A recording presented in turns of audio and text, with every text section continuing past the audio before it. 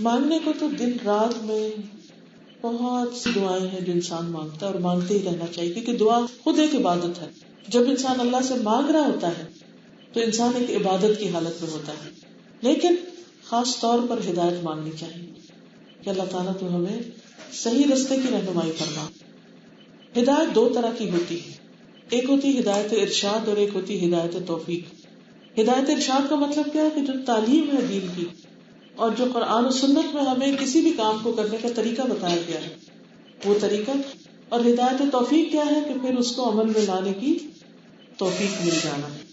کیونکہ بعض اوقات انسان کے پاس بہت نالج ہوتا ہے، وہ قرآن کا مفسر ہو سکتا ہے، وہ بڑا اسکالر محدث حافظ ہو سکتا ہے، لیکن اس کا عمل اس کے مطابق نہیں ہوتا.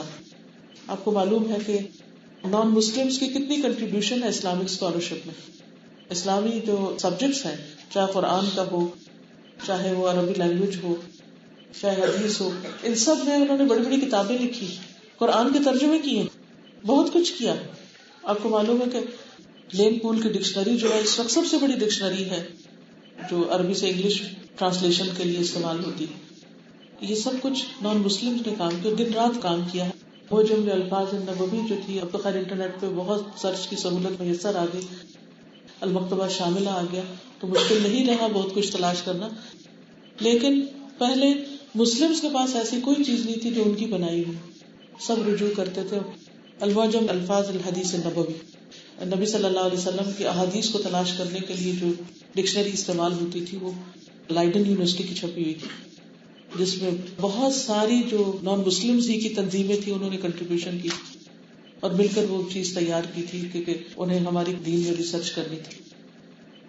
اب آپ دیکھیے کہ اتنا علم ہونے کے باوجود اور بعض مستشرقین نے تو سال ہر سال اپنی زندگی کے لگا دیے قرآن اور حدیث کی تحقیق میں، لیکن کیا ان کو وہ فائدہ دے گا؟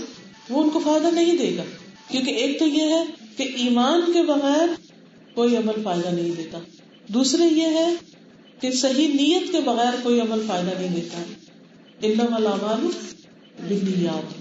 تو تیسرے یہ ہے کہ جب تک اس علم پر عمل نہ ہو وہ علم فائدہ نہیں دیتا.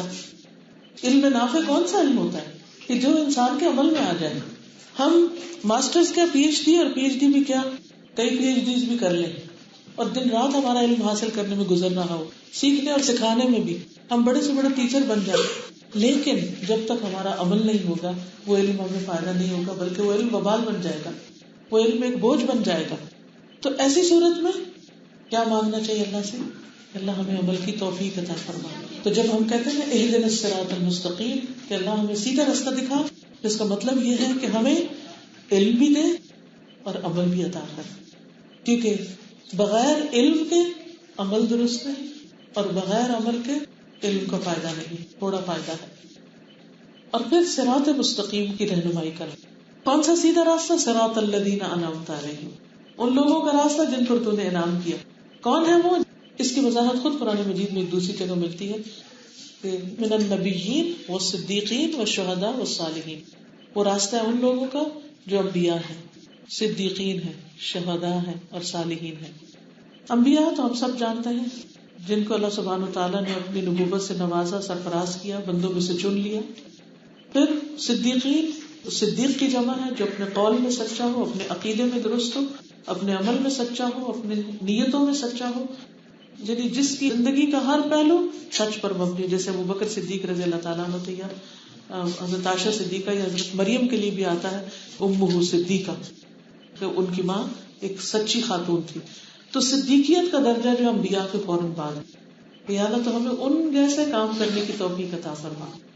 اور پھر والشہداء، شہداء شہید کی جمع. ایک معنی تو جو اللہ کے راستے میں جان دیتے ہیں، اور دوسرا معنی اس کا ہوتا ہے کہ وہ لوگ جو حق کی گواہی دینے والے، اور اس سے مراد پھر علماء ہوتے ہیں. یا اللہ ہمیں ان کا راستہ عطا کر. اور پھر والصالحین، وہ لوگ جو نیکی میں مسلسل بندوں کے اور اللہ کے حقوق ادا کرنے کی کوشش کرتے رہتے ہیں. تو ہم اللہ سے دعا کرتے ہیں کہ اہدنا الصراط المستقیم، کہ ہمیں سیدھا راستہ دکھا. صراط الذین انعمت علیہم، ان لوگوں کا راستہ جن پر تو نے انعام کیا. کون ہے وہ؟ جن کے پاس علم نافع اور عمل صالح ہے. غیر المغضوب علیہم، ان کا راستہ نہیں جن پر تیرا غضب ہوا. ان سے مراد عام طور پر یہود لیے جاتے ہیں. اہل کتاب تھے, بڑے بڑے اسکالرس تھے ان کے اندر, لیکن ان کا عمل اس کے مطابق نہیں تھا. اللہ سبحانہ وتعالیٰ ان کو قرآن مجید میں کیا کہہ کے خطاب کرتے ہیں؟ یا اہل الکتاب, او پیپل آف بک, اے کتاب والو. یعنی تمہارے پاس علم ہے, کتاب ہے, بہت پڑھنے پڑھانے والے ہو, لیکن کیا نہیں تھا؟ عمل نہیں تھا. وہ حق کو چھپاتے تھے, نبی صلی اللہ علیہ وسلم پر ایمان نہیں لائے, حق کو دیکھتے پہچانتے ہوئے بھی, جیسے اللہ تعالیٰ فرماتے یعرفونہ کما یعرفون ابناءہم, اس طرح اس کو پہچانتے ہیں جیسے اپنے بیٹوں کو پہچانتے ہیں, لیکن اس کے باوجود وہ عمل نہیں کرنے والے تھے. اسی لیے اللہ تعالیٰ قرآن مجید کے شروع میں ہی بنی اسرائیل سے خطاب کرتے ہیں, یا بنی اسرائیل اذکروا نعمتی التی انعمت علیکم وانی فضلتکم علی العالمین, اور پھر ان کو آخرت سے ڈراتے ہیں. تو ہمیں اللہ تعالیٰ ایسا راستہ نہیں چاہیے ان لوگوں کا نہیں جن پر تیرا غضب ہوا, کیونکہ قرآن مجید میں آتا نا کہ اللہ تعالیٰ ان پر غضبناک ہوئے اور ان کی شکلیں تک بدل دی گئی. ولا الضالین, اور ضالین سے مراد نصارہ ہوتے ہیں جن کے پاس نہ علم ہوتا ہے نہ عمل ہوتا ہے. اور جو شخص علم کے بغیر عمل کرنے والا ہوتا ہے وہ بھٹک جاتا ہے, اور جو علم پر عمل نہ کرے وہ اللہ کے غضب کا شکار ہوتا ہے. تو اصل راستہ جو انعام یافتہ لوگوں کا ہے, جن پر اللہ تعالیٰ کا فضل ہوگا, جو حقیقی ہمیشہ کی رحمت پائیں گے, وہ لوگ ہیں جو سیدھے راستے پہ چلنے والے ہیں. تو اللہ تعالیٰ ہمیں بھی اس پر چلنے کی توفیق عطا فرمائے, اور ہمیں آخرت میں اپنے انبیاء, صدیقین, شہداء اور صالحین کے ساتھ جمع کرے. اگر کوئی سوال آپ کے ذہن میں ہو تو آپ کر سکتے ہیں. جزاک اللہ. بیٹھیے. ان کا سوال یہ ہے کہ الہدا بنانے کا خیال آپ کو کیوں پیدا ہوا؟ حقیقت یہ ہے کہ اللہ تعالیٰ ہی کی رہنمائی تھی اور اللہ تعالیٰ نے ہی دل میں ڈالا, کیونکہ اس کے بغیر تو کچھ بھی نہیں ہو سکتا. میں جب چھوٹی تھی تو میرے والد نے گریڈ 9 سے مجھے قرآن مجید کا ترجمہ پڑھانا شروع کیا تھا, تو بنیادی طور پر قرآن پاک کا پڑھنا اس کا اصل سبب بنا. اور آپ دیکھیے اگر قرآن پاک آپ کھولیں تو شروع میں ہی آتا ہے ذالک الکتاب لا ریب فیہ ھدی للمتقین, یہ کتاب جس میں کوئی شک نہیں, متقین کو ہدایت دیتی. اور متقین کون ہے؟ جو اللہ سے ڈرنے والے لوگ ہیں. تو سوال پیدا ہوتا ہے کون ہے وہ جن کو ہدایت ملتی؟ ہر ایک کو کیوں نہیں ملتی؟ وہ متقی کون ہوتے ہیں؟ پھر وہ بتایا الذین یؤمنون بالغیب ویقیمون الصلاۃ ومما رزقناہم ینفقون, کہ ان کا ایمان ہوتا ہے, عمل ہوتا ہے, نماز پڑھتے ہیں, رزق خرچ کرتے ہیں. اچھا, پھر یہ سارے لوگ تو نہیں نماز پڑھتے ہمارے آس پاس, تو پھر وہ متقی نہیں, اور اگر وہ متقی نہیں تو ان کو ہدایت نہیں ملے گی, ہدایت نہ ملی تو پھر کیا ہوگا؟ تو سوالوں کا ایک سلسلہ شروع ہو گیا. پھر آگے جا کے آتا ہے یا ایھا الناس, اے لوگوں. ہم عام طور پر سمجھتے قرآن مجید مسلمانوں کی کتاب ہے, جبکہ قرآن مجید صرف یا ایھا الذین آمنوا نہیں کہتا, بلکہ یا ایھا الناس کہتا ہے. یعنی یہ سارے انسانوں کی ہدایت کے لیے ہے. ان ہوا الا ذکر للعالمین. تو مجھے ہمیشہ یہ پریشانی ہوتی تھی کہ پھر یہ نان مسلم تک کیسے پہنچایا جائے, پھر یہ سب لوگوں تک کیسے پہنچایا جائے, اور سب لوگ کیوں نہیں قرآن پڑھتے, پھر کیا کیا جائے. تو الحمدللہ جو قرآن پاک پڑھتی گئی میں, ساتھ ساتھ رہنمائی ملتی گئی. تو اس وقت سے ایک ذہن میں ایک تمنا پیدا ہوگی, ایک خواہش پیدا ہوگی, لیکن اس کا کوئی صورت, کوئی راہ نظر نہیں آتی تھی کہ کیا ہوگا. ہر چیز کا ایک وقت مقرر ہوتا ہے نا. اللہ تعالیٰ نے موسیٰ علیہ السلام کو 10 سال مدین میں رکھا اور سب سے دور اور بہت سی آزمائشوں سے گزارا, اور پھر جب واپس آئے تو کہا کہ وَاسْتَنَعْتُكَ لِنَفْسِي, اور اب تم کام کے قابل ہوئے. تو الحمدللہ اس کے بعد کالج میں پڑھا, یونیورسٹی میں پڑھا, پی ایچ ڈی کی, سب کچھ ہوتا گیا. یونیورسٹی میں تھی جب میں, تو میں ہمیشہ ہی سوچتی تھی کہ صرف اتنے سارے لوگ یہاں آئے جو باہر ہیں, ان کا کیا بنے گا, پھر اس کا کیا ہوگا. حتیٰ کہ ہمارے گھر میں جو کام کرنے والی عورت آتی تھی وہ کرسچن تھی. اب یقین کریں میں اسے دیکھتی تو مجھے میرے دل کے اندر اتنی تکلیف ہوتی کہ اس کا کیا بنے گا, اس کو کیسے بتایا جائے. تو یہ جو انسانوں کی محبت, انسانوں کی ہمدردی اور انسانوں کی تڑپ, انسانوں کی آخرت کی فکر تھی, اس کے لیے یہ کام شروع کیا. اور الحمدللہ اللہ نے اس میں برکت ڈالی. اور ڈے 1 سے جب الہدا بنا, جب سے ہی میری خواہش یہ تھی کہ صرف میرے لیے نہیں, صرف میرے خاندان کے لیے نہیں, صرف میرے شہر کے لوگوں کے لیے نہیں, صرف میرے ملک کے لوگوں کے لیے نہیں, بلکہ اس زمین پر جو اللہ کی زمین اور اس پر رہنے والی ساری مخلوق اللہ کی ہے, یہ ان سب کے لیے ہے. اس سے سب کو فائدہ پہنچنا چاہیے. تو الحمدللہ پھر اللہ تعالیٰ نے ساتھ ساتھ رہنمائی کی اور راستے کھلتے گئے, اور بہت سنسیئر ایسے لوگ ساتھی بنے کہ جو اس کام کو آگے لے کر بڑھے, اور انہوں نے جان مال وقت کی قربانیاں کی. یہ صرف میری کوشش نہیں, اس میں بہت سارے لوگوں کا حصہ ہے. اللہ تعالیٰ ان سب کو جزائے خیر عطا کرے. اسپیشلی یونیورسٹی بچوں کے لیے میڈیکل کالجز یا جیسے آج کل پڑھائی کا بہت زیادہ FSC انٹری ٹیسٹ بالکل پھر میڈیکل اسٹڈیز، یہ کس طرح کریں بیلنس لائف کو، کتنا ٹائم نکالیں اور کس طرح اس کو لے کے ساتھ چلیں؟ جی، ان کا سوال ٹائم مینجمنٹ کے بارے میں ہے کہ بچیاں یونیورسٹی میں پڑھتی ہیں، کالجز پڑھتی ہیں، اور پھر اس کے ساتھ ساتھ قرآن کو بھی پڑھنا ہے، دین کی تعلیم بھی حاصل کریں، تو بیلنس کس طرح کریں. اور پھر اس میں یہ ہے کہ آگے بڑھ کر جو پھر شادی بھی ہو جاتی ہے، شادی کے بعد بچے ہو جاتے ہیں، پھر اور مصروفیات ہو جاتی ہے، پھر اگر جاب بھی کر رہے ہیں تو پھر کرنا کیا چاہیے. اس میں آپ دیکھیے کہ زندگی کا کوئی مرحلہ ایسا نہیں کہ جس میں آپ مصروف نہ ہوں. جب بچے ہوتے ہیں تو اور مشکلات ہوتی ہیں، جب جوان ہوتے ہیں تو اور مسائل ہوتے ہیں، جب شادی ہو جاتی ہے تو اور مسائل شروع ہوتے ہیں. پہلے اپنے بچے چھوٹے ہوتے ہیں، جب وہ بڑے ہو جاتے ہیں تو پھر ان کی شادی اور ان کے بچے. اب میری جتنی بھی کولیگز ہیں، جو میری ساتھی ہیں جنہوں نے ساتھ مل کے کام شروع کیا، وہ سب ابھی اسٹیج میں آئے ہوئے سمیت میرے کہ ہمارے بچوں کے بچے ہو رہے ہیں. اب کیا ہے، اپنے بچے تو کسی نہ کسی طرح پال کے بڑے کیے کہ چلو ہماری ذمہ داری ختم ہوئی. اب وہ ایک بچے کا بچہ ہے تو وہاں جانا ہے، اس کی ڈلیوری ہے، پھر دوسرے کی ہے، پھر تیسرے کے ساتھ یہ مسئلہ ہے، اب وہ گھر میں وزٹ کرنے کے لیے آ رہے ہیں، اب ٹائم نہیں. اب یہ سب چلتا رہے گا، آخری دم تک، آخری لمحے تک یہ مصروفیات کم نہیں ہو سکتی، یہ اسی طرح رہیں گی. کرنا کیا ہے؟ ٹائم مینجمنٹ کرنی ہے. ٹائم مینجمنٹ سالانہ اعتبار بھی کر سکتے ہیں، سال کے اعتبار سے، کہ سال کا ایک مہینہ، مثلا رمضان کا مہینہ میں نے چھٹی لے کر اس میں نے ہر روز ایک سپارے کا مطالعہ کرنا ہے. اور اس کے لیے فہم القرآن کا ہمارا پروگرام جیسے ہوتا ہے، یہ اسی چیز کو سامنے رکھ کے بنایا گیا تھا کہ 30 دنوں میں پورے قرآن کا ترجمہ لوگ سن لیں. اگر پڑھ نہیں بھی سکتے، خود سے نہیں سمجھ سکتے، تو ایک دفعہ وہ کر لیں. ہو گیا، کم از کم ایک دفعہ پورے قرآن سے گزر کے الحمدللہ. پھر دل چاہتا ہے کہ اور کرے. اب آپ کیا کر سکتے ہیں کہ اپنا منتھلی اسکیڈول بنا سکتے ہیں یا ویکلی بنا سکتے ہیں. ویکلی اسکیڈول میں کیا ہے کہ جیسے چھٹی کا ایک دن ہے تو چھٹی کے ایک دن میں 1 گھنٹہ آپ قرآن کے لیے وقف کر دیں، اس ٹائم کو بلاک کر دیں، اور کچھ نہیں کرنا، یہ میری قرآن کلاس کا وقت ہے. جیسے میں یونیورسٹی میں تھی، PhD کر رہی تھی، تو بہت کام تھا اور میرے پاس وقت نہیں ہوتا تھا، تو میں نے ہفتے میں ایک دن 1 گھنٹہ مقرر کیا تھا، جس میں اپنے وہاں گلاسکو کی جو مسجد تھی اس میں جا کر میں قرآن مجید کا درس دیتی تھی. اور اس کا مقصد یہی تھا کہ میں خود بھی قرآن سے جڑی رہوں گی اور اوروں کو بھی اپنی ذات سے فائدہ پہنچاؤں گی. اور اس ایک دن کے 1 گھنٹے میں اللہ نے اتنی برکت ڈالی تھی. 7 دن باقی سارا وقت، حتیٰ کہ عید کے دن بھی ہم عید کی نماز پڑھ کے یونیورسٹی چلے جاتے تھے، کیونکہ یونیورسٹی کھلی ہوتی تھی وہاں، تو کام شروع کر دیتے تھے واپس. لیکن اس 1 گھنٹے میں اتنی برکت ہوئی کہ الحمدللہ بے شمار لوگوں نے اس سے فائدہ اٹھایا. آپ لوگ بھی ہر ہفتے کے 1 گھنٹہ یا 2 گھنٹہ قرآنک لیسنز کے لیے فکس کر لیں. اور اس کا بہتر طریقہ یہ کہ گروپ اسٹڈی کریں، مل بیٹھ کر. اگر آپ کو کوئی ٹیچر مل جائے تو بہت اچھا، اگر نہیں ملے تو انٹرنیٹ پر ساری تفسیر کے لیسنز موجود ہیں. اور اب تو الحمدللہ اسمارٹ فونز جو ہیں، اینڈرائڈ جو ہیں یا آئی فون وغیرہ، ان کے اوپر اپلیکیشن ہے قرآن فار آل کے نام سے، اور اس کو آپ کھولیں تو تفسیر، تجوید، سارے لیسنز اس میں موجود ہوتے ہیں. آپ بیٹھے ہاسٹل میں ہیں، گھر میں ہیں، ٹریول کر رہے ہیں، اپنا ٹائم ایک فکس کیا ہوا، اس ٹائم پر آپ اپنا موبائل آن کریں، کلک کریں اپنا لیسن، اور اپنے قرآن مجید کا سپارہ ساتھ رکھیں اور اپنے ڈیٹیل قرآن مجید کی تفسیر آپ سنتے جائیں. پھر اگر آپ کو وقت ملے تو آپ یہ بھی کر سکتے ہیں، جیسے ہمارے سال کے کورسز ہوتے ہیں، 1 سال کی بریک لے کر آپ اپنے آپ کو پورا 1 سال کے لیے وقت کر کے پوری تعلیم حاصل کر لیں، اور اس کے بعد دوبارہ اپنی اسکول یونیورسٹی شروع کر لیں. اس کا آئیڈیا مجھے کہاں سے آیا؟ جب میں باہر ہی تھی تو مجھے بتایا گیا کہ جیوز یہ کرتے ہیں کہ وہ اپنے بچوں کو A لیولز کے بعد ایک خاص وقت کے لیے یونیورسٹی جانے سے پہلے اپنی ریلیجس تعلیم دے دیتے ہیں تاکہ وہ اپنے دین کو جان لیں.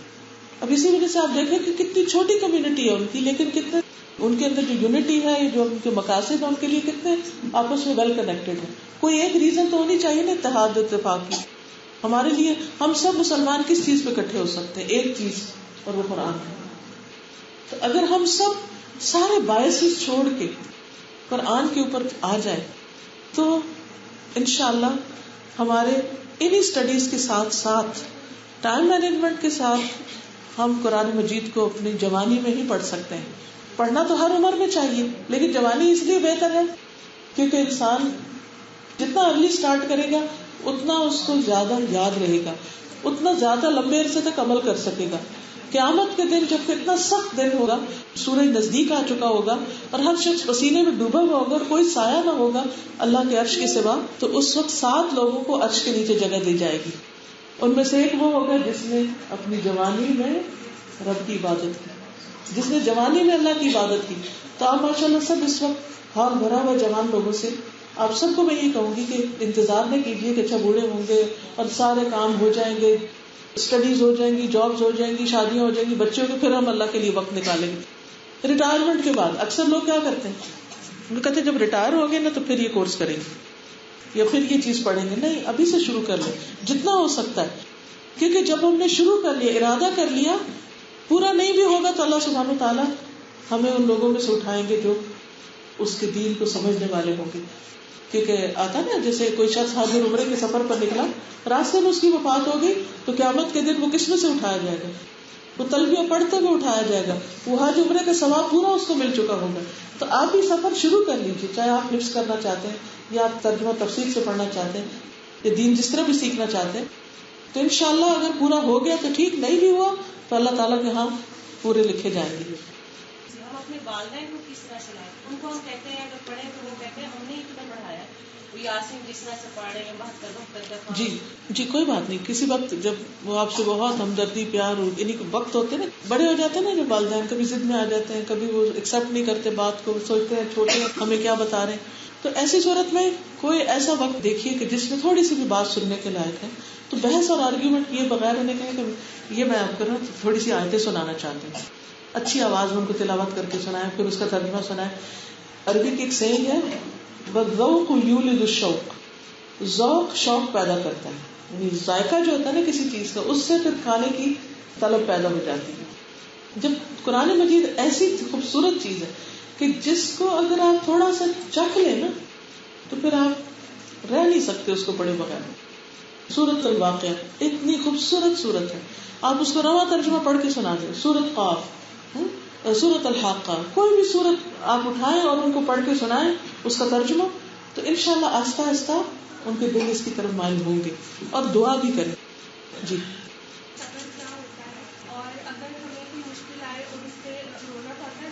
جی بالکل ٹھیک ہے. ان کا سوال یہ کہ صبر کیا ہے.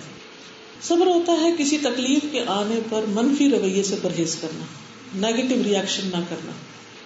مثلا کوئی تکلیف آئی, جیسے حضرت یعقوب علیہ السلام کی مثال ہے, حضرت ایوب علیہ السلام کی مثال ہے. حضرت ایوب کو جسمانی بیماری ہوئی تھی اور حضرت یعقوب کو روحانی صدمہ پہنچا تھا, ان کا بیٹا کھو گیا تھا. انہوں نے کیا کیا تھا یعقوب علیہ السلام نے, کوئی بتائے گا؟ روتے تھے نا. انبیاء, ہمیں کہا نا سیدھا راستہ ان کا جو انبیاء کا ہے, تو انبیاء میں سے حضرت یعقوب علیہ السلام کی مثال ہمارے سامنے کے غم کے موقع پر انہوں نے کیا کیا. کیا وہ روئے تھے؟ روئے تھے. کیا انہوں نے شکوہ بندوں سے کیا تھا؟ نہیں کیا تھا. انہوں نے کہا تھا انما اشکو بثی وحزنی الی اللہ واللہ بصیر بالعباد. اللہ بندوں کے حال جانتا ہے جنہوں نے بھی زیادتی کی ہے, اور میں اپنے غم کی داستان اپنے رب کو ہی سناتا ہوں. میں اپنا شکوہ اپنے رب سے کرتا ہوں, یا اللہ یہ میرے ساتھ کیا ہو گیا. اور پھر روئے بھی بہت تھے, اتنا کہ ان کی آنکھیں سفید ہو گئی. مطلب یہ تھا کہ غم کے اثرات ان کے جسم پر بھی آئے تھے, ان کی صحت بھی متاثر ہوئی تھی, کیونکہ یوسف علیہ السلام پیارے بھی بہت تھے اور محبوب بھی بہت تھے ان کو. تو ایسا ہوتا ہے بعض اوقات کہ غم کے اثرات ہمارے جسم پر بھی آ جاتے ہیں, ہماری صحت بھی متاثر ہو سکتی ہے اس سے, اس میں بھی کوئی حرج نہیں. لیکن انہوں نے کیا بیٹوں کو کوئی گالی گلوچ کی, کوئی ان کو چیخے چلائے, کوئی ان کے ساتھ برا سلوک کیا؟ نہیں. ان کے ساتھ اپنا رویہ ٹھیک کیا, اور جب آخر میں ساری حقیقت کھلی تو اس وقت بھی انہوں نے ان کے لیے استغفار کی کہ اللہ ان کو معاف کر دے. یہ ہوتا ہے مومن کا غم. پھر دوسری جسمانی تکلیف, ایوب علیہ السلام کی مثال لیجیے. کتنے سال بیمار رہے تھے؟ 18 سال.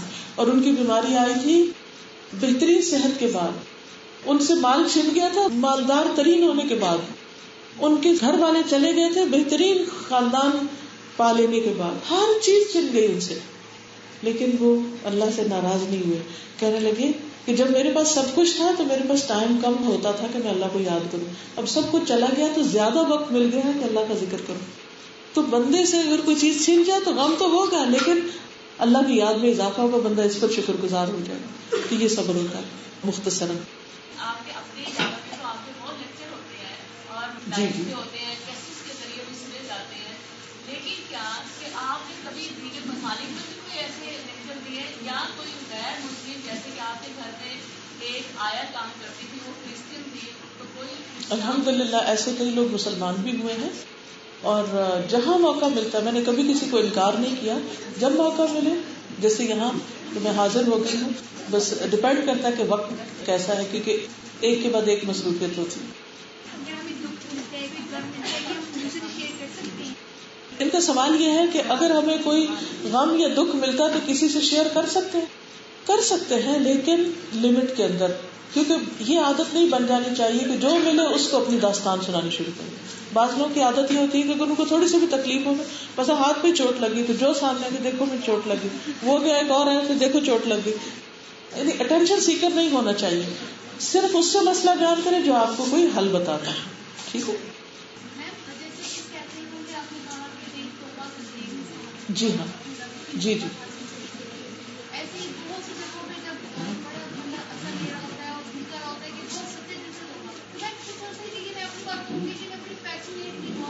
ٹھیک ہے,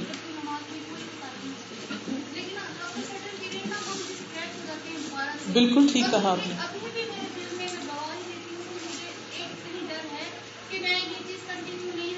صحیح, دوبارہ ایسی کو مجلس اٹینڈ کر لیجیے, یہی حل ہے. کیوں, دیکھیے آپ نے بہت اچھا سوال کیا. ہوتا پتہ کیا ہے, جب ہم کھانا کھا رہے ہوتے ہیں تو ہماری فیلنگ کیسے ہوتی ہے جسم کی, ہم مطمئن ہو جاتے ہیں, خوش ہوتے ہیں, اور ہمارے میں انرجی آ جاتی ہے. پھر ہم یہ بھی کرتے ہیں, وہ بھی کرتے ہیں, وہ بھی کرتے ہیں. پھر آہستہ آہستہ آہستہ آہستہ آہستہ وہ انرجی ایگزاسٹ ہو جاتی ہے, انرجی کم ہو جاتی ہے, پھر کچھ کام نہیں ہوتا ہم سے, ہے نا. وی آر ہیومنز, ہمارے سسٹم ایسے کام کرتے ہیں. پھر ہمیں کیا ضرورت پیش آتی, پھر کھانے کی ضرورت پیش آتی, پھر کھا لیتے ہیں. روحانی طور پر بھی یہ ہوتا ہے, جب غذا ملتی ہے ہم انرجائز ہو جاتے ہیں, ہم سچے دل سے توبہ بھی کرتے ہیں, ہم اچھے اچھے کام بھی شروع کر دیتے ہیں. لیکن کچھ عرصے کے بعد پھر ہمیں شیطان بہکانے لگتا ہے, یا ہماری انرجی لیولز لو ہوتے ہیں, پھر ہم دوبارہ اس روٹین پہ واپس جانے لگتے ہیں. چلو اگر 100% واپس نہیں تو کچھ نہ کچھ پیچھے آ جاتے, پھر ضرورت ہوتی ہے کہ دوبارہ ہم کچھ سنیں, کچھ کریں. اسی لیے جمعے کا دن کیوں رکھا گیا, تاکہ اس دن خطبہ ہو, لوگوں کو ایک ایمانی بوسٹ ملے. پھر جمعے کے علاوہ بھی تعلیم کی مجلسیں ہونی چاہیے, تاکہ جب کم ہونے لگے ایک لیکچر اور سن لیں. اب الحمدللہ اگر بہت مصروف زندگی ہے, نہیں آپ گیدرنگ میں جا سکتے, جیسے میں نے کہا کہ اب تو ہر ہاتھ میں قرآن آ گیا ہے, پام پر, ہر ایک کے پاس موبائل ہے, ہر ایک کے پاس میموری کارڈ یوز کر سکتے ہیں, انٹرنیٹ کے تھرو جا سکتے, ویسے آپ اپلیکیشنز کے تھرو آپ تفسیر سن سکتے ہیں. تو اپنے لیے ایک اسکیڈول بنائیے, ہفتہ وار یا ڈیلی یا کسی بھی طرح کہ جس میں ہم اپنے ایمان کو انرجائز کریں. جیسے ایک صحابی نے دوسرے سے کہا تھا نا کہ آؤ ایک لمحے کے لیے ایمان لے آئیں, تو انہوں نے کہا کہ ہم تو پہلے ایمان والے.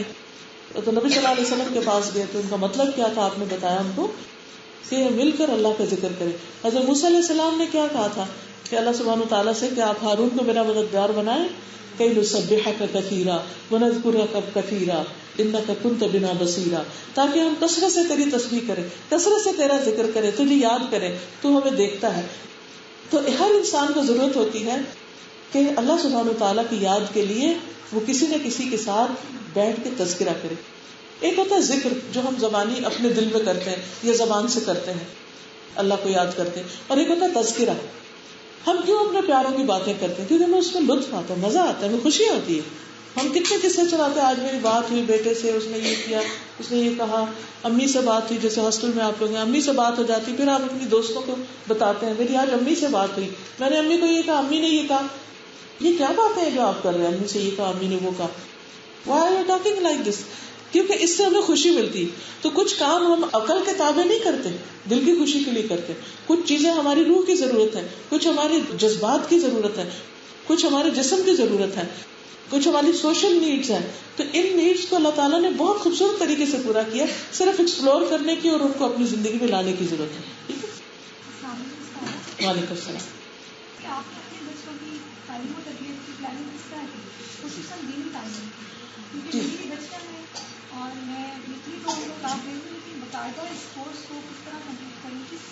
جی, ان کا سوال بچوں کے بارے میں کہ بچوں کی دینی تعلیم کے لیے آپ نے کیا کیا. اس میں بھی یہ کہ ٹائم مینجمنٹ, کچھ چیزیں فارمل ایجوکیشن سے بچے سیکھتے ہیں اور کچھ انفارمل طریقے سے. فارمل ایجوکیشن کیا ہے کہ آپ ان کو پراپر پڑھائیں. میری 3 بیٹیاں الحمدللہ، اور تینوں کو میں نے اسی طرح پورا قرآن پاک کی تفسیر کروائی ہے. اور وہ چونکہ الحمدللہ الہدا میں تھی تو انہوں نے جیسے ایک بیٹی نے او لیولز کے بعد بلکہ 1 سال کو بیچ میں ڈسکنٹینیو کر کے پورا قرآن مجید کی تفسیر کی، اور اس کے بعد باقی سب نے لیولز کیا اور پھر آگے. اسی طرح باقی بچیوں نے بھی پڑھا.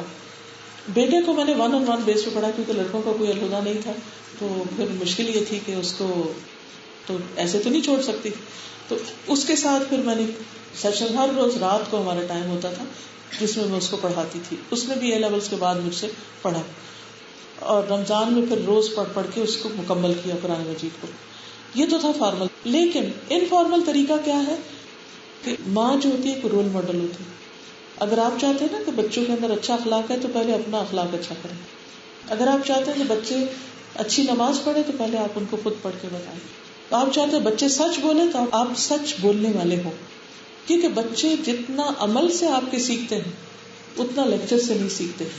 تو اس کا یہ مطلب نہیں کہ ہمیں انہیں کوئی کتاب نہیں پڑھانی ہے کچھ. پھر میں نے ایک مسلسل سلسلہ یہ جاری رکھا کہ جیسے اپنے بیٹے کو صبح اسکول بھیجتی تھی تیار کر کے، نہلاتی پوتی دلاتی سب اس کے چھوٹے چھوٹے کام، تو اس دوران اس سے باتیں کرتی تھی. کہ جیسے نہلا رہی ہوتی تو میں کہتی تھی جس طرح میل اتر رہی ہے نا ایسے ہمارے گناہوں کی میل ہوتی ہے، جب ہم نماز پڑھتے ہیں نا تو ہم ایسے صاف ہو جاتے ہیں. چھوٹی چھوٹی مثال ہوتی ہے، this is just for an example. پھر اسی طرح یہ ہے کہ انفارمل ویز میں کوشچن کرتی تھی. میں ان کو یہ نہیں کہتی تھی یہ کرو یہ نہ کرو، کہتی تھی اچھا کیا خیال ہے، اگر یہ کرے تو زیادہ اچھا نہیں، اچھا وہ کوئی غلط کام کرے تو میں پوچھتی تھی کہ اس کے کرنے کا کیا فائدہ ہوگا، یہ کیوں کیا جا رہا ہے. تو اس سے وہ خود سوچتے تھے کہ ہاں یہ نہیں کرنا چاہیے یہ کرنا چاہیے، تاکہ ان کا اپنا ڈیسیژن ہو. میں نے ایک پوری سیریز کی ہے ہم اور ہمارے بچے کے نام سے، انٹرنیٹ پہ موجود ہے، جس میں جو میں نے اپنے تجربے تھے وہ بھی بیچ میں ڈالے ہیں، اور جو کچھ میں نے کتابوں سے پڑھا وہ بھی اس میں موجود ہے. تو الحمدللہ اس سے بھی آپ کو فائدہ ہو سکتا ہے اگر آپ بچوں کی تربیت کے بارے میں سیکھنا چاہیں. لیکن یہ ہے کہ مثلا بچہ چلا رہا ہے نا، زور سے بول رہا ہے، اور آپ نہیں چاہتے کہ زور سے بولے، آپ اس سے آہستہ سے بات کریں، اشاروں میں بات شروع کر دیں تاکہ اسے پتہ چل جائے کہ یہ نہیں کرنا. ٹھیک ہے، دس جسٹ بریف. کوشچن ہے شرک کے بارے میں، کیونکہ جو ہم روزمرہ زندگی میں جو ہماری نالج ہے وہ یہ ہے کہ اللہ کی برابری کوئی نہیں کر سکتا، لیکن جب اپنی پریکٹیکل زندگی میں دیکھتے ہیں تو کچھ ایسے چھوٹے موٹے عمل ہو جاتے ہیں جس سے شک پڑ جاتے ہیں کہ جیسے ہم شرک کر رہے ہیں. ان کا سوال یہ ہے کہ ہمیں پتہ ہے شرک نہیں کرنا، لیکن بعض اوقات زندگی میں کچھ ایسی چیزیں ہوتی ہیں جس میں ہم مشکوک رہتے ہیں کہ یہ شرک ہے یا نہیں، یا اس پہ پریشانی ہوتی ہے. تو اس کے لیے آپ دیکھیے کہ جب گرے ایریا ہوتا ہے یا جہاں کہیں ایک کنفیوژن آتی ہے تو وہاں مزید اس کے بارے میں علم حاصل کر لینا چاہیے. فاسألوا اہل الذکر ان کنتم لا تعلمون، علم والوں سے پوچھو اگر تم نہیں جانتے. اور اس کے لیے آج کل میں نے 3 دفعہ ایک کتاب پڑھائی ہے، امام ابن تیمیہ کی کتاب ہے العقیدۃ الواسطیہ. وہ اللہ سبحانہ وتعالیٰ کے اسماء و صفات کے بارے میں بہترین اس میں انفارمیشن ملتی ہے، آخرت کے بارے میں، تقدیر کے بارے میں، جس طرح وہ سیٹسفائی کرتی ہے بندے کو مختلف سوالوں کے جو جواب آتے ہیں. تو آپ عقیدے کے بارے میں مزید پڑھیے تاکہ آپ کو شک دور ہو جائے. آپ فرمائیے.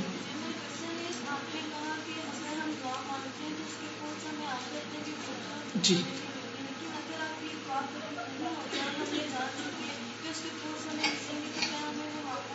نہیں، مانگنا نہیں چھوڑنا چاہیے، مانگتے رہیں. ایوب علیہ السلام 18 سال بیمار رہے تھے، انہوں نے دعا مانگنی نہیں چھوڑی تھی. کیا کہتے تھے؟ انی مسنی الضر وانت ارحم الراحمین. کچھ ایسے رشتے ہوتے ہیں جیسے غیر محرم ہے، ہمارے بچوں کی عمر کے ہوتے ہیں، وہ ایسے دعوتوں میں اکٹھے ہو جاتے ہیں.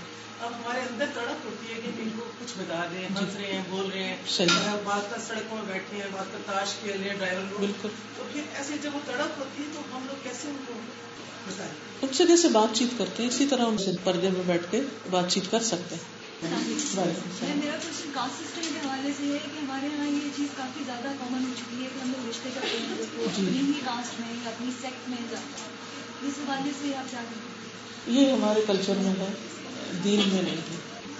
ایک کوشچن ہے کہ جب ہم دنیا میں کسی محبت کرتے ہیں تو ہم کہتے ہیں ہم بے بس ہیں، تو اللہ کی محبت میں کیسے بے بس ہو سکتے ہیں؟ اس کے ذرائع کیسے ہو سکتے ہیں کہ ہم کوئی بھی رکاوٹ آئے ہم اس کو رکاوٹ کو قبول نہ کریں بلکہ بے بسی میں ہم ایسے عمل کر جائیں اس دنیا میں کا کیا ہے؟ اس میں آپ غور کیجیے کہ دنیا میں اگر محبت کسی کے دل میں آئی اور آپ سب کچھ قربان کرنے کو تیار ہے تو وہ کیسے آئی؟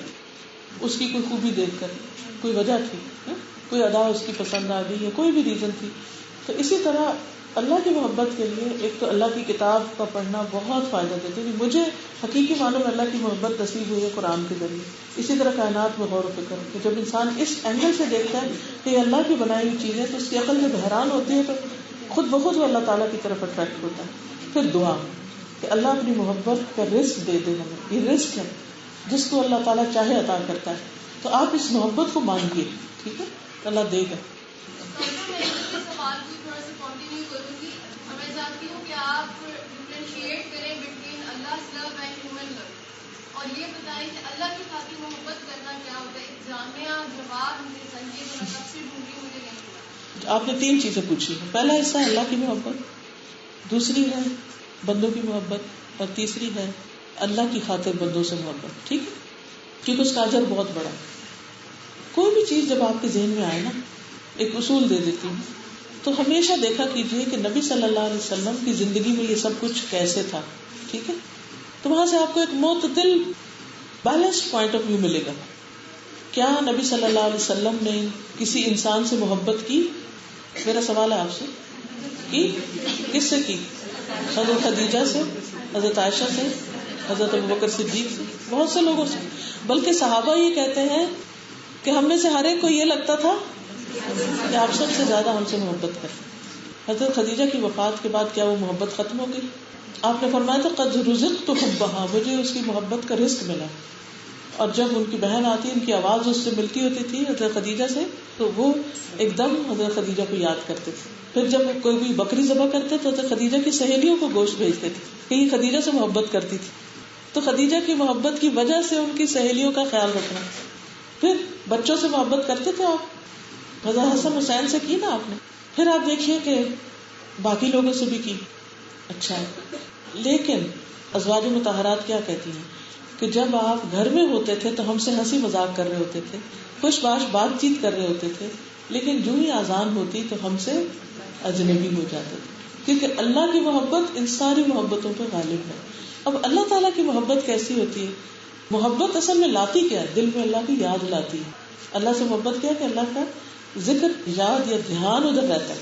جس سے محبت ہوتی ہے ہمارا دھیان ادھر لگ جاتا ہے, یا نہیں بار بار اسی کا خیال آتا رہتا ہے. ماں کو اپنے بچے سے محبت ہوتی ہے, ہر ماں نے ایکسپیرینس کیا ہوگا کہ پھر اس کا دھیان ادھر ہی لگا رہتا ہے میرا بچہ, پتہ نہیں اسے کھایا کہ نہیں, پتہ نہیں یہ ہوا کہ نہیں, پتہ نہیں آیا کہ نہیں, پتہ نہیں کیا کر رہا, کہیں بھی بیٹھی ہو دھیان وہی لگا ہوا. یہ محبت ہوتی ہے. تو اللہ تعالیٰ کی محبت دراصل ہمیں اللہ تعالیٰ کی یاد دلاتی رہتی ہے. اللہ کو یاد کرتے ہیں تو اللہ تعالیٰ ہمیں یاد کرتے ہیں. فاذکرونی اذکرکم واشکرونی ولا تکفرون. اس میں بھی آپ دیکھیے اللہ سے محبت کے بارے میں بھی دیکھیے. کیا نبی صلی اللہ علیہ وسلم کو اللہ تعالیٰ سے محبت تھی؟ پھر وہ کیا کرتے تھے اس محبت میں؟ کیا محبت انسان کو زیادہ کام کرنے پہ آمادہ کرتی ہے یا بیکار کر دیتی ہے؟ جو محبت آپ کو اچھے کام پر لگا دے وہ محبت اچھی ہے, اور جو محبت آپ کو بیکار کر دے اور آپ امتحان میں بھی فیل ہو جائیں اس محبت کی وجہ سے, جاب بھی نہ ملے آپ کو اس محبت کے پیچھے لگ کے کہ ہر وقت آپ صرف ٹیکسٹ کر رہے ہیں اور باتیں کر رہے ہیں اور اپنے خیالوں میں کھوئے ہوئے ہیں کہ راہ جاتے ٹکرے مار رہے ہیں کہ آپ دیوانے ہو چکے ہیں, تو وہ محبت نقصان دے. تو انسانوں کی محبت جو جائز محبت ہے, جیسے بیوی کی محبت حدود کے اندر رہتے ہوئے, شادی سے پہلے محبت نہیں, شادی کے بعد محبت, نکاح والی محبت, حلال محبت, اس سے منع نہیں کیا گیا. یہ زندگی میں خوشی پیدا کر دیتی ہے اور زندگی کو بہت آسان کر دیتی ہے. ایک بڑی ذمہ داری آ رہی ہوتی ہے نا شادی کے بعد. اللہ تعالیٰ کو پتا تھا کہ بچے پیدا کرنا, گھر بنانا اور ان کی ذمہ داریاں پوری کرنا بڑا مشکل کام ہے, تو چلو ان دونوں میں درمیان محبت ڈال دیں تاکہ اس بوجھ کو آسانی سے خوشی خوشی اٹھا لیں. بچے کی محبت ماں کے دل میں ڈالی, حمل ولادت ساری تکلیفیں خوشی خوشی اٹھاتی, روتی بھی ہے تو خوشحال ہنس رہی ہوتی ہے. اب تیسری چیز ہے کہ اللہ کی خاطر محبت. تو یہی اللہ کی خاطر محبت ہوتی ہے کہ انسان جس سے محبت کرے جب اس کے پاس بیٹھے تو کیا ہو, اللہ کی محبت میں اضافہ ہو, نہ کہ اس کے پاس بیٹھ کے وہ دنیا بھر کی غیبت کرے کہ اللہ کی محبت میں کمی کر کے آئے. کہنے کو کیا کہے کہ میں اللہ کی خاطر اس سے محبت کرتا, نہیں, یہ جھوٹی محبت ہے. اللہ کی خاطر محبت وہ ہوتی ہے جو اللہ کی محبت میں اضافہ کر دیتی ہے. جی دوسرا ایک کوشچن ہے کہ ہم لوگ آپس میں بات کرتے ہیں, کوئی ٹینشن شیئر کرتے ہیں, تو پھر ہم کتھارسس کرتے ہیں, وہ غیبت کسی کے بارے میں جو یہ ٹینشن تو کچارسی تو یار غیبت ہے. ایسی ٹینشن ہوتی ہے کہ آپ اللہ میں سے شیئر کریں آپ کو سمجھ نہیں ملتا تو کہتے ہیں کسی بندے سے دوست سے کسی سے شیئر کریں. اگر کسی ایسے بندے سے شیئر کر رہے ہیں جو آپ کو کوئی صحیح مشورہ دینے والا ہے اور اسی سے شیئر کر رہے ہیں, ہر ایک سے نہیں شیئر کر رہے, پھر تو ٹھیک ہے, ٹھیک ہے. پھر اس میں آپ حل ڈھونڈ رہے ہیں, آپ نام نہ بتائیں, ٹھیک, جس سے شیئر کر رہے ہیں اس سے نام نہ بتائیں, اس سے یہ کہیں کہ میرے ساتھ ایک مسئلہ یوں پیش آیا ہے, اس کا مجھے حل چاہیے, کسی نے میرے ساتھ یہ کیا, پھر وہ سیف سائڈ پہ ہو گیا. لیکن وہ ایسا سمجھدار انسان ہو کہ آپ کو صحیح مشورہ دے, نہ کہ الٹا آپ کو اور بگاڑ دے. دوسرا یہ کہ ہر ایک سے نہ کریں, کیونکہ جب ہمیں کسی شکوا تو بعض لوگ مجلس میں بیٹھ کے بڑی مجلس میں دوسروں کے خلاف باتیں شروع کر دیتے اور اپنے عمل ضائع کر دیتے, اور نہیں کسی کو کچھ ملتا تو حکمرانوں کے خلاف دنیا بھر کی پالیٹکس ڈسکس کر کے ان کا مذاق اڑانے لگتے. تو اس سے بھی بچنا چاہیے. موسٹلی یہ سنا گیا ہے اور یہ ہوتا ہے کہ ہم یہ کہتے ہیں کہ ہر چیز پری ڈیفائن ہے, کہ اللہ تعالیٰ نے کسی کی قسمت یا تقدیر جو ہے وہ لکھ دی ہے. یا جیسے ہماری مطلب کہ اسلام میں بھی بہت سے واقعات ہیں, جیسے کہ ایک صحابی تھے تو وہ ایک غزوہ میں جو ہے وہ بہت اچھی طریقے سے فائٹ کر رہے تھے, اور وہ مطلب حضرت نے فرمایا کہ یہ شہید نہیں ہوں گے تو مطلب کہ یہ جہنم میں جائیں گے یا یہ وہ, تو مطلب وہ اپنی طرف سے پوری فائٹ کر رہے تھے اور آخر فائٹ کر کے وہ شہید نہیں ہوئے, اور وہ پھر انہوں نے ایک طرف سے خودکشی مطلب کری. تو مطلب یہ کیا ہے کہ مطلب ایک بندہ وہ کوشش کر رہا ہے, ہمارے ہاتھ میں پھر کیا ہے کہ اگر ہر چیز پہلے سے پری ڈیفائن ہے. اس میں آپ دیکھیے کہ تقدیر جو ہے وہ اللہ تعالیٰ کا علم ہے. اللہ تعالیٰ نے انسانوں کی تخلیق سے 50,000 سال پہلے قلم پیدا کی اور اسے کہا کہ لکھو, اور اس نے پوچھا کیا لکھوں, اور میں جو قیامت تک ہونے والا وہ سب لکھ دو. یہ اللہ تعالیٰ کا علم تھا.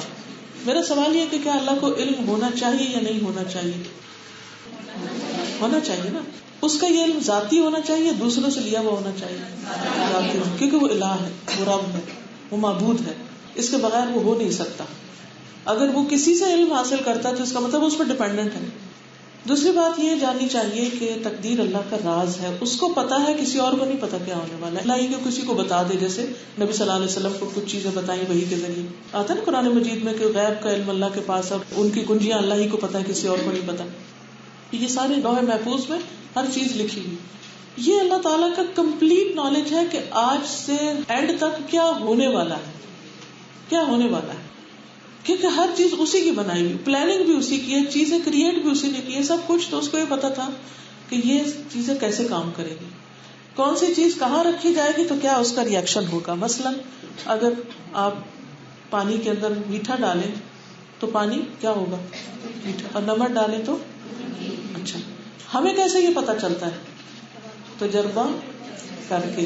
اللہ کو کیسے پتا چلتا ہے؟ پہلے سے پتا ہے کہ یہ نمک اور یہ نمکین ہے اور یہ میٹھا اور یہ میٹھا ہے. تو یہ اللہ تعالیٰ کا العلم السابق, یعنی تقدیر کیا اللہ کا وہ علم جو کام کے ہونے سے پہلے ہی اس کے علم میں ہے. کیوں علم میں ہے اس کے؟ کیونکہ اس کو پتا تھا کہ کون سی چیز کیسے اس کو جب کچھ ملے گا تو کیا کرے گا, کون سا انسان اپنی خواہش پہ قابو پا لے گا, کون سا اپنی نیت قابو نہیں پا سکے گا. وہ جو شخص نہیں شہید ہونے والا تھا, اللہ کو پہلے پتا تھا, جو پروفٹ کو بتا دیا گیا کہ اس شخص کی نیت درست نہیں, یا یہ شخص کام صحیح طریقے پہ نہیں کر رہا. دوسری بات یہ ایک ہے بندے کا ارادہ, ایک ہے اللہ کا ارادہ. جب یہ دونوں ملتے ہیں تو کام ہوتا ہے. پھر یہ ہے کہ اللہ تعالیٰ نے بندوں کو اختیار دیا ہے. مثلا اس بوتل کو میں یہاں رکھوں, یہاں رکھوں, یہاں رکھوں یا وہاں رکھوں, اس کا مجھے اختیار ہے کہ نہیں. اور پھر ہمیں ٹیسٹ میں ڈالا گیا ہے کہ یہ بوتل تمہیں دی جا رہی ہے, اس کا صحیح استعمال کرنا, اسے لوگوں پہ نہیں پھینکنا. اگر اپنے پاس رکھو گے تو کوئی حرج نہیں, اور اگر لوگوں پہ پھینکا تو پکڑ ہوگی, کیونکہ اللہ تعالیٰ نے ہمیں مجبور نہیں پیدا کیا. لیکن یہ اختیار لمیٹڈ ہے. کتنا کہ مثلاً یہاں تک اگر بوتل ہے تو یہاں سے تو پکڑ سکتے, تو وہاں ہے تو پھر میرے ہاتھ کی ریچھ سے باہر ہے, وہاں تک مجھے جانے کے لیے کوشش کرنی پڑے گی. اللہ تعالیٰ نے ہمیں اختیار دیا ہے, اسی لیے میں اس وقت بول رہی ہوں. اگر اختیار نہ ہوتا تو میں بول نہیں سکتی تھی. اوکے, اب یہ جو اختیار ہمیں دیا گیا ہے, اس کا صحیح استعمال ہمارا ٹیسٹ ہے. جن چیزوں کے بارے میں ہمارا اختیار ہی نہیں, ان کے بارے میں ہماری پوچھ ہی نہیں. پھر یہ اختیار ان لمیٹڈ نہیں. اگر ان لمیٹڈ ہو تو ہم خدا ہوتے. ان لمیٹڈ صرف اللہ کا اور لمیٹڈ بندوں کا ہے. پھر اس کے بعد ایک اور چیز یاد رکھیے, اللہ اپنے بندوں پر ظالم ہے یا مہربان؟ مہربان. وہ کسی پر ظلم نہیں کرتا. ٹھیک ہے, اس نے کسی پہ ظلم نہیں کیا. کیا وہ چاہتا ہے کہ بندے ظلم کریں ایک دوسرے پر؟ اللہ تعالیٰ نے فرمایا کہ اللہ نے اپنے اوپر ظلم حرام کیا اور آپس میں تمہارے درمیان بھی حرام کیا, تم ایک دوسرے پہ ظلم نہ کرو. تو اللہ تعالیٰ کا علم ہونے کا مطلب یہ نہیں کہ اللہ نے ہمیں غلط کاموں پہ مجبور کیا. ٹھیک ہے, اس پر اگر آپ ڈیٹیل پڑھنا چاہیں تو میرے عقیدہ واسطیہ کے لیکچرز تقدیر کے اوپر جو میں نے اس میں بتایا ہے, اگر آپ اس کو تفصیل سے پڑھ لیں تو انشاءاللہ شافی و کافی بات ہوگی.